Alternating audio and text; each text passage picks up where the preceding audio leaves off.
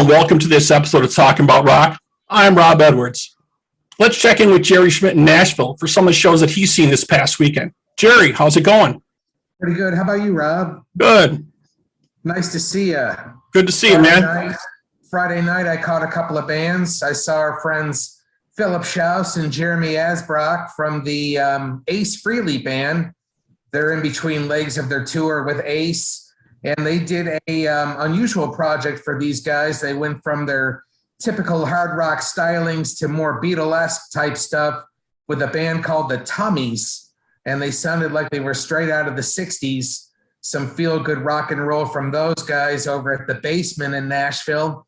And then I moved on to the Cobra in East Nashville and saw our friends Noise Cult. If you remember interviewing Don Carr maybe about a month and a half ago. He's a friend of the show. And closing the show was Oblivion Myth with their progressive metal, Christian metal actually, stylings. And they're going to be on the show with us on Friday. And I'm looking forward to talking with those guys a little bit. They have a very unusual sound, reminiscent of Dream Theater, Iron Maiden, Queensryche.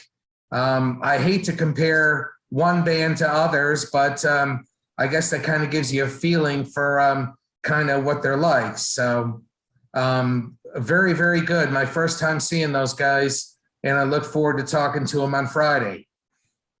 Awesome. Yeah, we have them coming up on an upcoming show, so it'll be great to speak with them for sure. For sure. So this week we like to bring you some of the new faces of rock. After releasing their hard-hitting debut EP, Renovate, in 2015, they got off to a fast start with their single, Breakaway. And since then, they've continued to release new material and have some new collaborations going on as well. Please welcome to the show the guys from Everlit. We have Kyle, Fidelity, Ryan, Jordan. How's it going, guys? What's up, everybody? What's up, fellas? Welcome to the show. Happy to be here. Thanks for having us. Sure. Thanks for being with us, guys. So maybe you can give us a little bit of background. You guys are kind of not just formed, but still newly formed in PA. How did all that come about? Hey, who wants to take this one? You're talking. That's got to be one of you guys, Yeah. Jordan, So, Ryan. Go ahead, Ryan. Yeah. We've been, me, Jordan, and Jacob have been playing music together for like ever. Like back in high school, we started jamming together and started a band with one other of our best friends, Craig, who's now not in the band, but we had like a whole lineup change and everything. And that was about 5 years ago or so when we started Everlit. And that's when we got Kyle and Jordan moved over to guitar. And so we've been playing for a really long time together, but Everlit, this name with this particular lineup with the four of us has been like 5 years maybe. Awesome. And I really like the debut that you guys put out. Renovate was really, really cool. Jordan, can you speak to that a little bit, Jordan, and tell us, what some of the influences were for that? Woo! Well, that was a long time ago. So, yeah, man, that was fun. That was our first time working with Taylor Larson down in Bethesda, and we still work with him today. So, that worked out well. We found our producer. We did that. We were down there for a week or two, maybe, putting it together. I think at the time we listened to we recorded Fake. We were listening to $3 Bill Y'all from Limp Bizkit. Wanted to go, get some old school, a little bit of new metal feel in there. You could kind of hear that in our music. That's the kind of music we grew up on. Deftones, Slipknot, Incubus, that whole era of early 2000s, late 90s new metal rock. Right. And then Breakaway has a little bit of that feel. That was the song we kind of went against the grain with Breakaway, and we haven't done it again, but we kind of went for a radio rock song with Breakaway, kind of see how that would work. And it's pretty catchy, but we've recently decided that's not really where we want to go. We just want to write music we love and enjoy writing. So Yeah, well, that song really seemed to gain a lot of momentum, right? Because it got on radio. You're on the Billboard's Mainstream Rock Indicator in 2015. It reached number 35. And Yeah. what I saw, it spent 20 consecutive weeks on the top 10 on Yeah. Loudwire's Battle Royale. You guys had to be really, really happy about that. yeah, it Yeah, was that's awesome. pretty awesome. Yeah, and we were doing some good touring and stuff. Then we were out with some bigger bands and stuff. Unfortunately, obviously, over the last 2 years, it's been a real bummer with COVID and everybody. All the tours that are coming back are getting canceled again. I mean, you have to be a huge name right now to be able to make it through this and actually have people that are willing to take the risk and go out in public and go to the concerts and have venues pick you up and be willing to put on the concerts. So we're in a hard patch right here, but we're just sticking it out and writing music together and still recording and just releasing, singles here and there and, doing everything virtually. So Yeah, it's definitely been. Everybody's doing is taking the time to write songs right now during this downtime. So you guys might put enough material together for 2 or 3 albums. But it's all done. So Yeah. yeah, we got some cool stuff coming. We have two new songs that are already recorded, ready to drop. One of them is called Game Over that we have we shot a music video for. That one's in post-production right now. And then we have one called Nightmare and Wake, and that one is probably the heaviest song we've written so far. So I'm pumped as hell to drop that one. Awesome. Well, we really look forward to that one. Let's take a quick pause here and take a look at the video for Breakaway, and we'll be right back here with Everlit on Talking About Rock.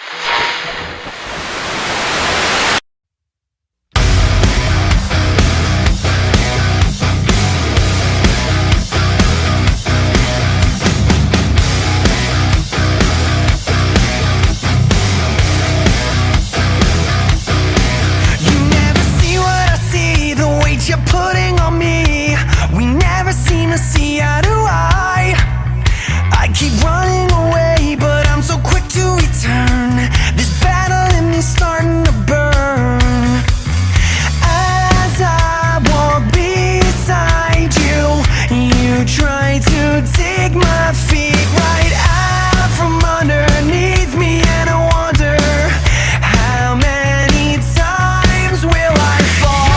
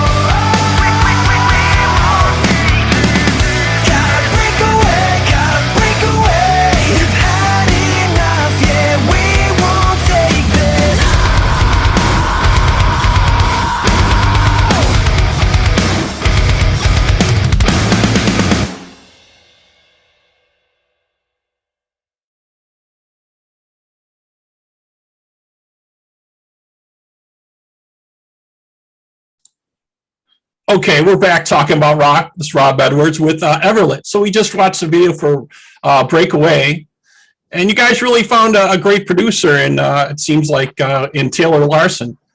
Jake, you want to tell us how that came about? And it seems like it's a real good fit. Oh yeah. So we found Taylor when we were first Will Powerless. We used to be a band called Will Powerless before Everlit, and we in the process we recorded a song with him, checked him out, and we were like, wow, this dude's amazing. Absolutely, I'd put the G word on him. He's pretty genius at times, and so we lost our guitarist, and we started to we were like, sorry bro, like we can't record. So he's like, just come in, we'll like work together, we'll figure some stuff out. We found another guitarist. Kyle came in, and like ever since we've been just like he just really gets us to like the core of, like, because he was like there from the beginning of Everlit. Like he's really been like a part of the core of like our full production after our dude, even the logo, that's a good point. Even the logo, like we were in the studio when we made the logo with him. So yeah, he's been such a big part of Everlit music. He's we write our own stuff, but that the little touches, finishing touches when we go in the studio, when we're like tossing things back and forth together, he's a really, really incredible producer. And we feel that he, we have like Philly friends and local people that are great too, but we want that drive down to Bethesda for Taylor. Like it's just us, it's Everlit. Yeah, And it looks like things together like that. And it looks like he had his hand in some of the other up and coming acts as well. We've got Asking Alexandria, From First to Last, Veil of Maya, and another band, Periphery, which you guys are doing a collaboration with them with Spencer, right? Mm-hmm. Oh yeah. Well, actually, Spencer was co-producing a little bit as well. He was in the studio. We were but when we would do vocals, he would be the guy that would be with us recording, and he would we toss ideas around with him as well. Yeah, I think so we released a bunch of singles, but then we put them all together as Welcome to the Show is the album title. Everything on that album, we worked with Spencer on the vocals. He produced the vocals on all those songs. And then we, midway through, we were recording American Psycho, and we were like, "You want to jump on this track?" And he was like, "Yeah." Well, It. It's actually funny because in the very beginning when we went in, he was super nice dude and super cool from the very beginning, but like we wanted him to feature on it like immediately, obviously, because he's got a big name and stuff. And I think like after like maybe the first day of working with him, we just tossed it out and we were like, yo man, like like no hard feelings if it's a no, but would you want to like maybe feature on one of the songs? And he was like, I don't know, man. Like everybody and their mom asks me this, and like he's like, I can't feature on everything, man.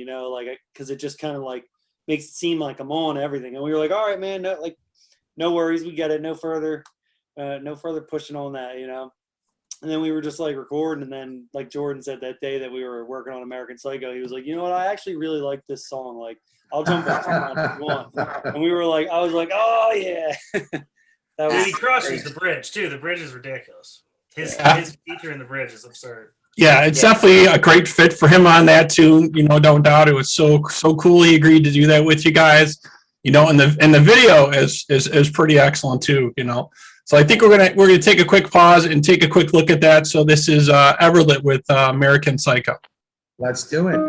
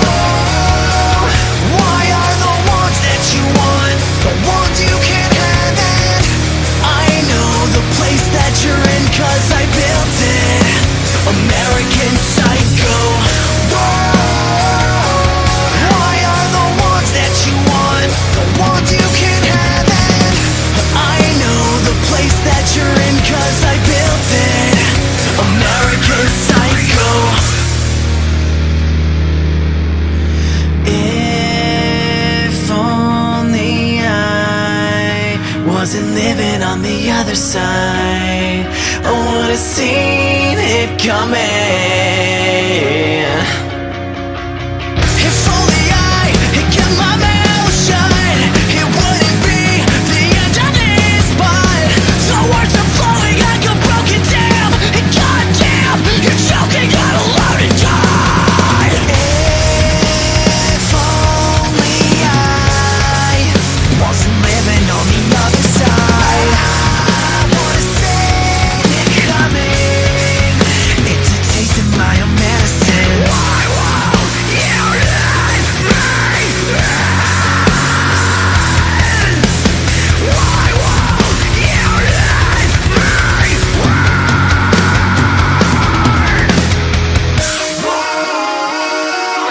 Why are the ones that you want the ones you can't have? I know the place that you're in 'cause I built it. American Psycho. Why are the ones that you want the ones you can't have? And I know the place that you're in 'cause I built it. American Psycho. Okay, we're back talking about rock with Everlit here. We just watched the video for American Psycho. So one of your first collaborations you guys came about, turned out great for you. And you also did another one with Kinnie Lane for Batshit. So Ryan, tell us a little bit about that, how that came about, because that's another great fit, it seems like, for you guys. Yeah, I really love the way her voice sounds on that song.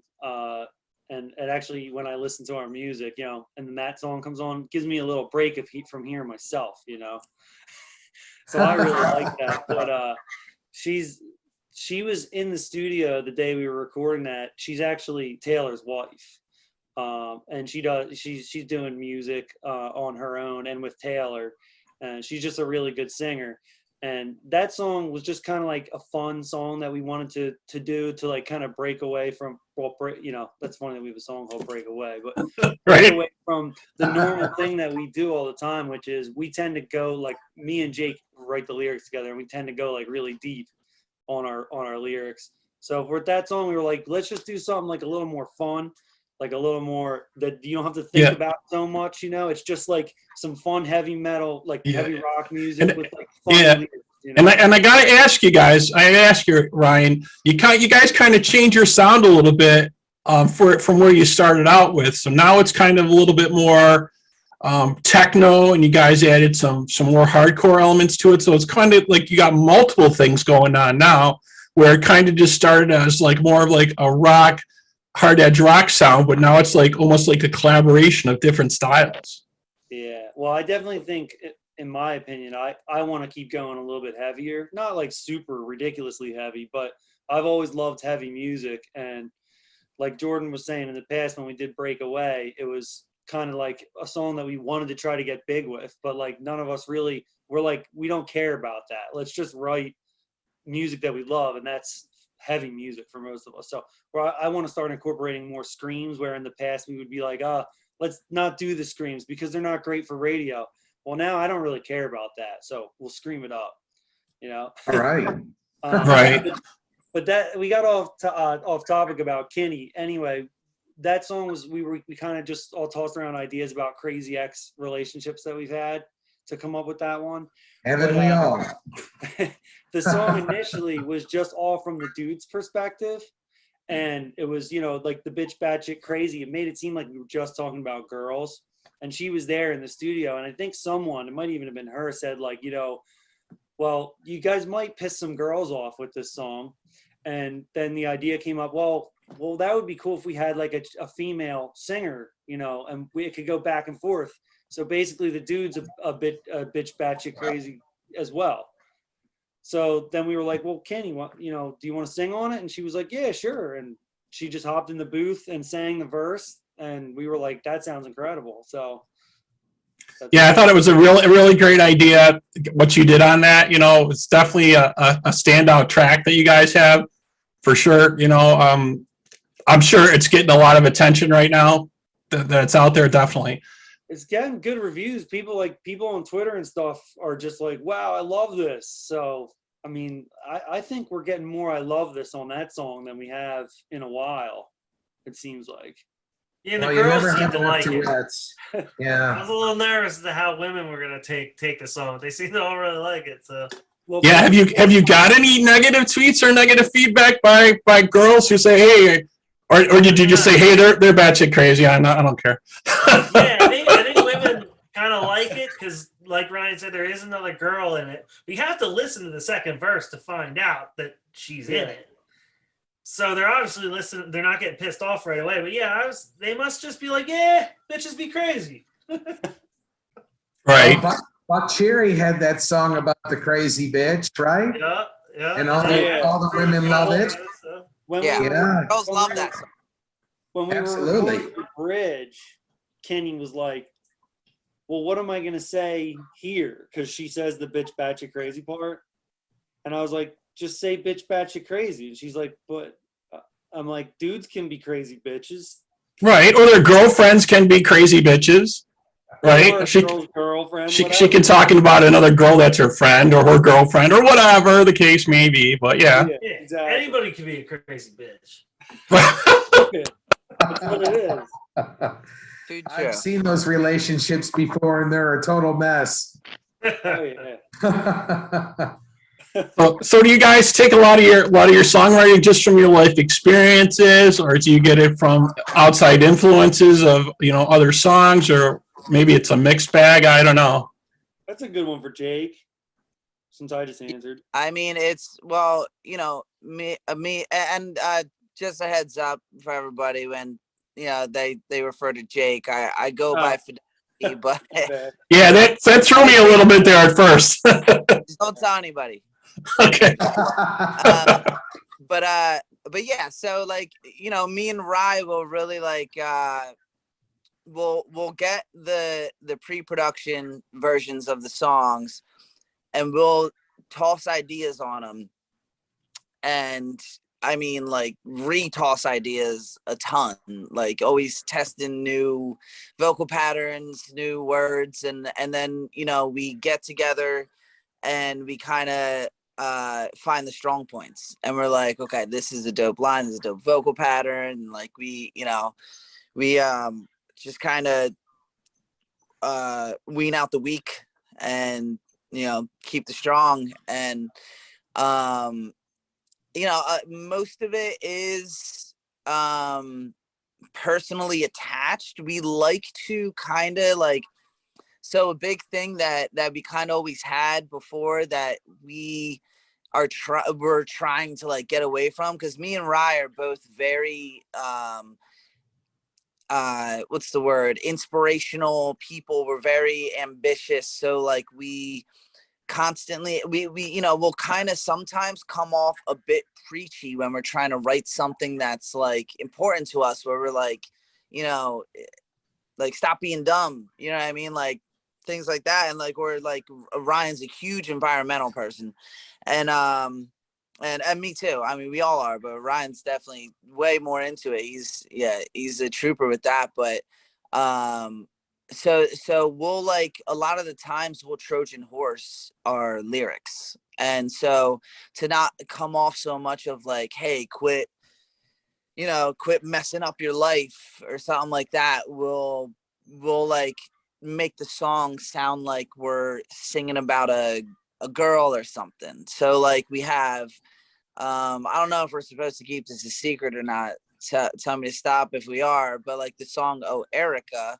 it says "Oh Erica," but it makes you think of America. You know what I mean? It's like and the whole thing sounds like we're talking to a girl, but we're really talking about like shit in the nation, so Gotcha. like, Oh yeah. and we don't want to come off like preachy or political of, oh, you need to think this, you need to do that, but Right.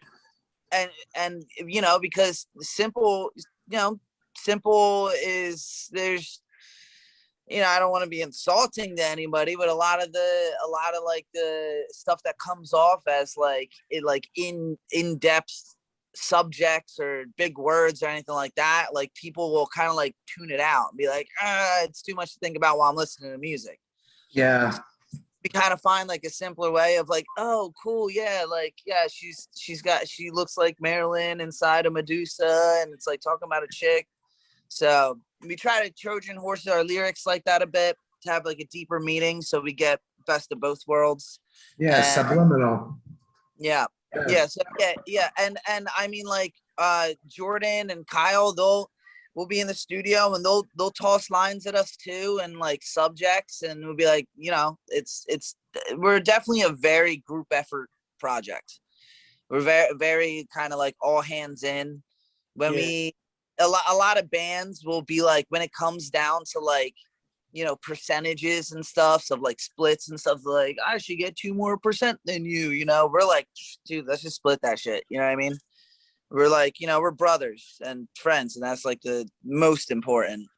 Yeah, that's excellent. And I love lyrics that really kind of make you think and kind of make you dig a little bit to kind of figure out really what the artist is trying to say, what they're kind of coming across with. You know, sometimes you got to listen to it more than once. I really enjoy stuff like that. So that's really cool that you guys try to put that through in your music and take the time to think about that from an artist standpoint. I think that's very cool. Nice. Let's take a quick pause here, and since we talked about it so much, let's take a second and check out the video for Batshit from Everlit on Talking About Rock.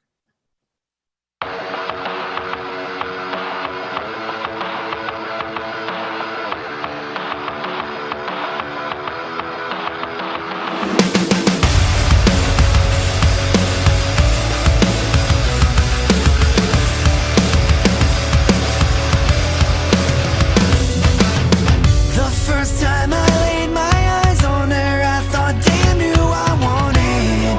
Now that I've got it,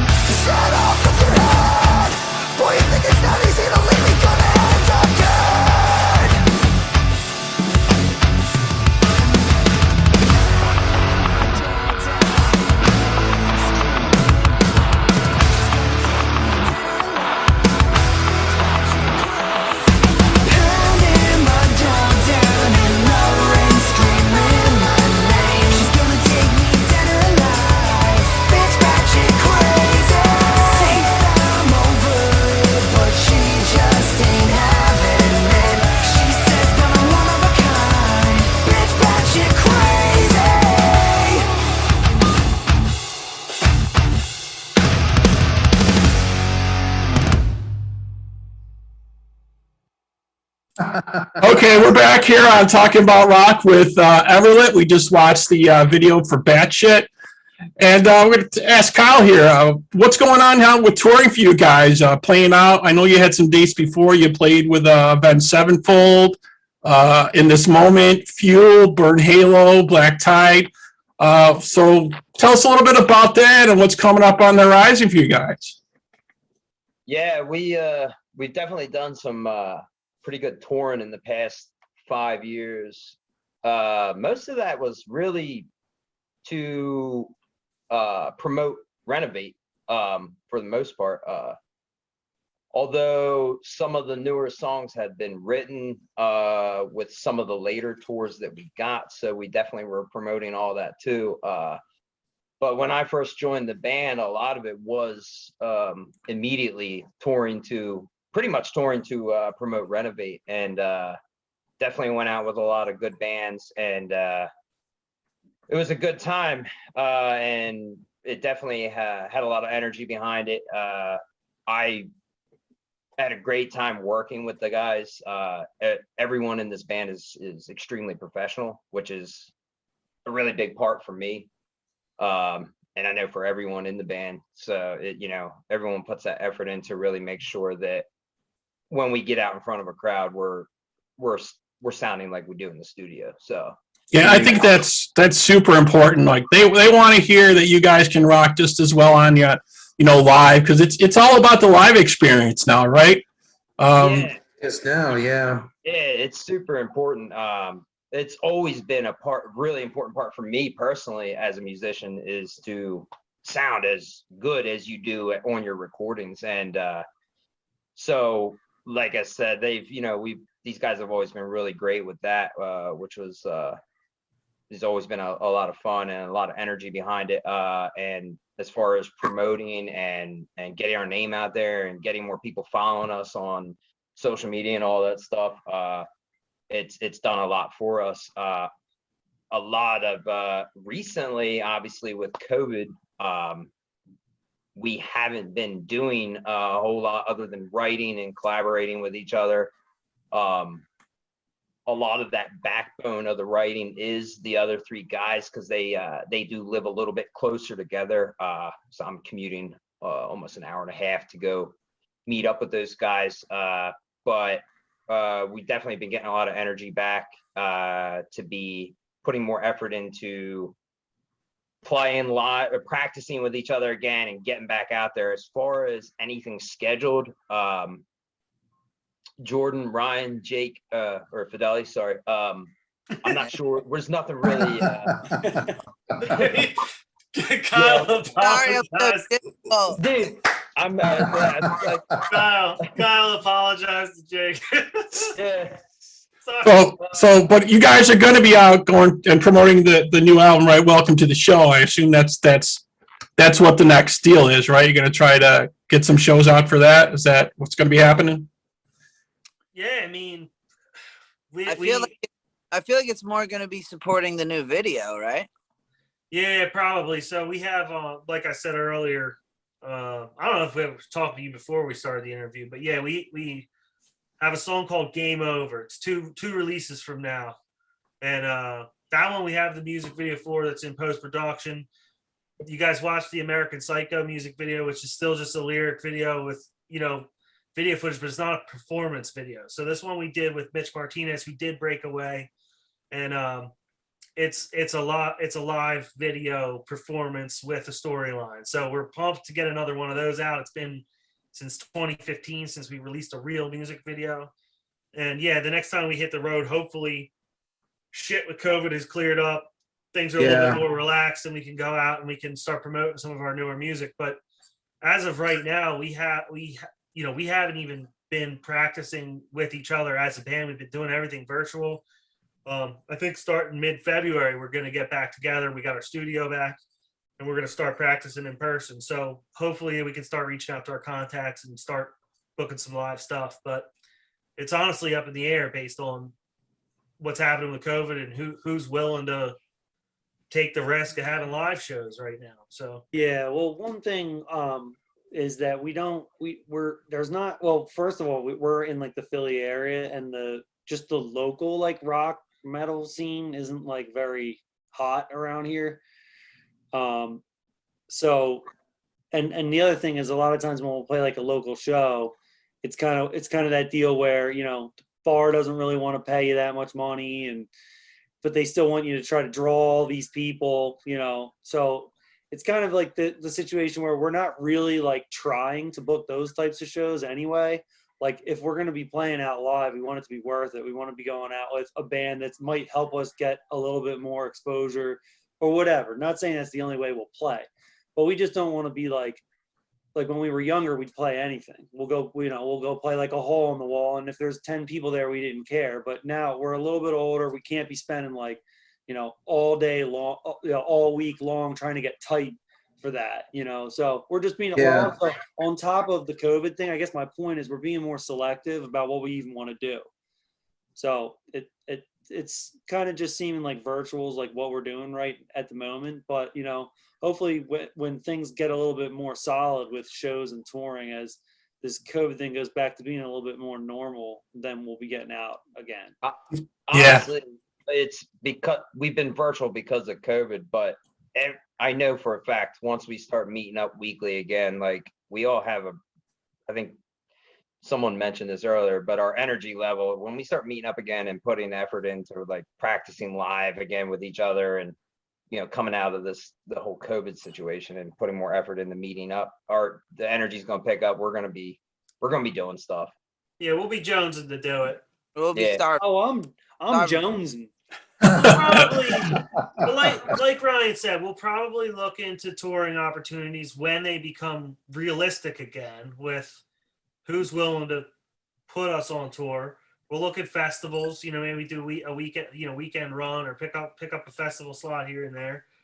Yeah. Worst case scenario, do one or two of our, hometown local spots that, has a good stage and we could draw fans to. So I'm seeing it start to. I'm seeing it start to open up a little bit come like March or so. I see bands starting to book a little bit for that. I know there's a couple acts that are looking at coming here in March. I think Stephen Piercy's coming back, and then I think in April Slaughter's coming.